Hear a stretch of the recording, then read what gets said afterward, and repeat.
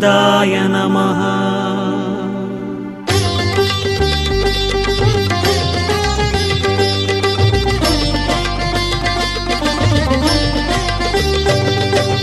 नमो नमो नारायण ओम नमो नारायण नमो नमो नारायण ओम नमो नारायण। திருப்பதி மலையில் திகழும் நாதனே எங்கள் பெருமாளே, திருவருள் பொழியும் தேவாதி தேவா மாலே பெருமாளே, வருமிடர் தீர வந்தோமையா வேங்கட பெருமாளே, மாமலை வாசா எங்கள் வாழ்வினில் இந்நாள் பொன்னாளே।